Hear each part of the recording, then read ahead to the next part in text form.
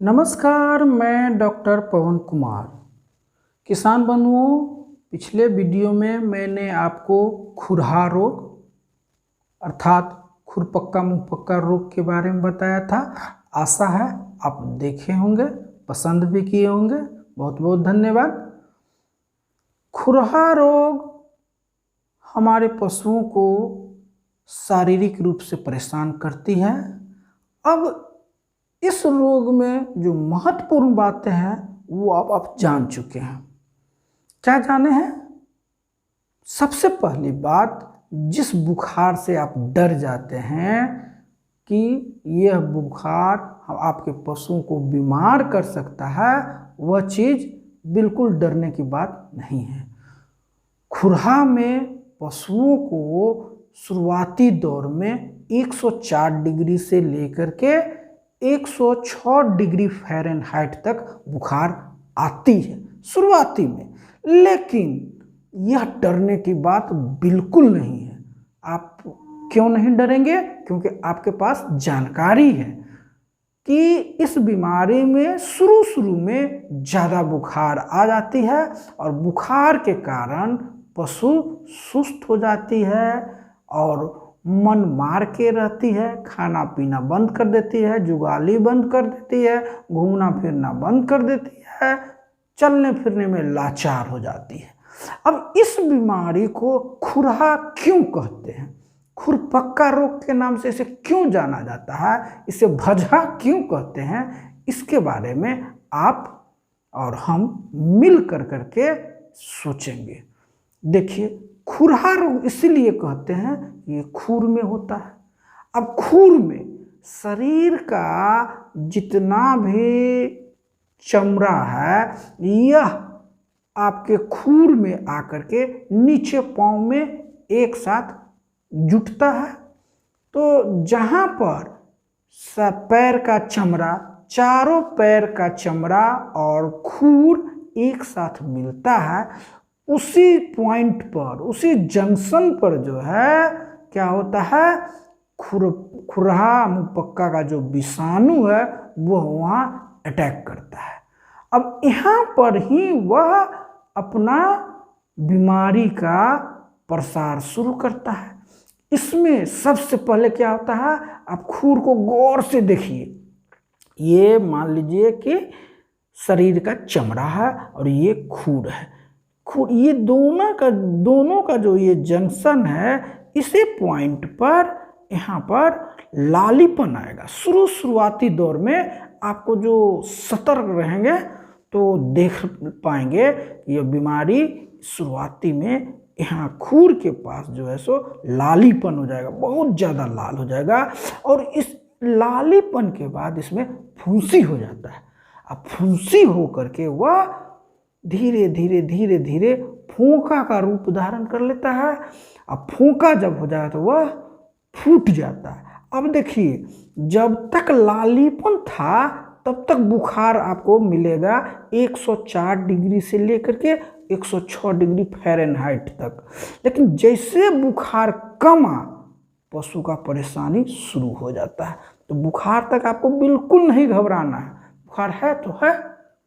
अब देखिए, यहाँ पर बुखार कमा शरीर का और ये फोका फूटना शुरू किया।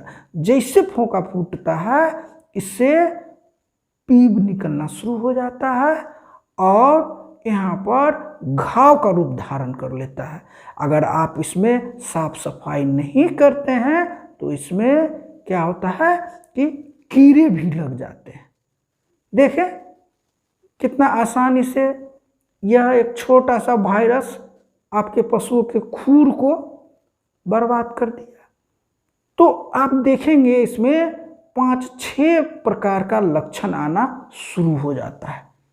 आपके पशुओं का खुर जो है वह सबसे पहले उसमें सड़न आना शुरू हो जाएगा, पाँव में सूजन हो जाएगा, पाँव को वह भांजना शुरू कर देगा, पटकना शुरू कर देगा, जमीन पर लथरना शुरू कर देगा।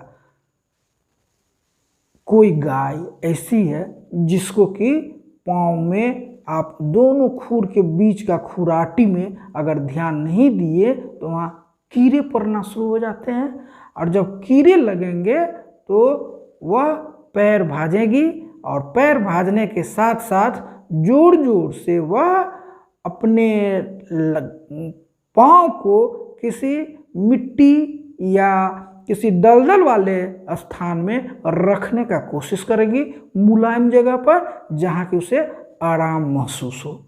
ऐसे स्थिति में आपको उसे साफ सुथरा करके पशुओं को लाल दवा से साफ सुथरा करके शुरुआती दौर में ही इस बीमारी को रोक देना है। अगर इसके बावजूद भी उसमें अगर इन्फेक्शन आ गया है, सूजन आ गया है और उसमें कीड़े लग गए हैं, तो तारपीन के तेल के मदद से आप उसको साफ सुथरा कर दें ताकि एक एक कीड़ा उससे निकल जाए। अब जितना हो सके इसे साफ सुथरा रखिए ताकि दोबारा वह कीड़ा उसमें न पनपे, तब तो यह खुर सुरक्षित रहेगी। नहीं तो बाद में खुर जो है वह गिरने का डर रहता है और ज़्यादा संक्रमण होने के कारण रक्तस्राव होते रहता है जिससे कि पशु कमज़ोर हो जाती है।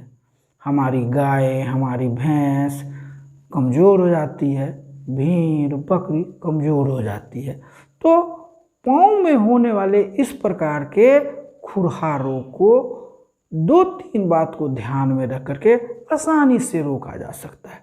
ये जो इस बीमारी को आजकल डिजिटल चर्म रोग के नाम से जाना जाता है। ये जो खुर की बीमारी है ना, एकदम डिजिटल चर्म रोग हो गया है। मुख्य रूप से आपको यहीं पर जो खुर है, खुराठी है, वहाँ पर जा कर के ये पशु को बहुत ज़्यादा इन्फेक्शन फैला देती है और पशु जो है सो शारीरिक रूप से कमज़ोर हो जाती है। तो इसमें ज़्यादा कुछ नहीं करना है, आपको सबसे पहले लाल पोटाश लेकर के जैसे इसमें लालीपन शुरू हो साफ सुथरा करके उसको मेंटेन रखना है ताकि उसमें कोई भी संक्रमण आने न पाए और यह पशु बहुत जल्दी ठीक हो जाएगी। अगर 1-2 दिन नहीं ध्यान दीजिएगा तब इसमें कीड़ा आ जाएगा, तो कीड़ा आ जाएगा तो तारपीन का तेल दीजिए, उसे साफ सुथरा कर करके रखिए और जब घाव का रूप धारण हो जाए तब निकट के पशु चिकित्सक से संपर्क स्थापित करके एंटीबायोटिक दवाई दे दीजिएगा ताकि वह घाव जल्द से जल्द छूट जाए। तो पशुपालक बंधु, उम्मीद है कि आप अपने पशुओं को इस खुरहा बीमारी से रोकथाम के लिए टीकाकरण अवश्य करवाएंगे और टीकाकरण ही एक सार्थक उपाय है जिससे कि इस बीमारी को आसानी से रोका जा सकता है। धन्यवाद।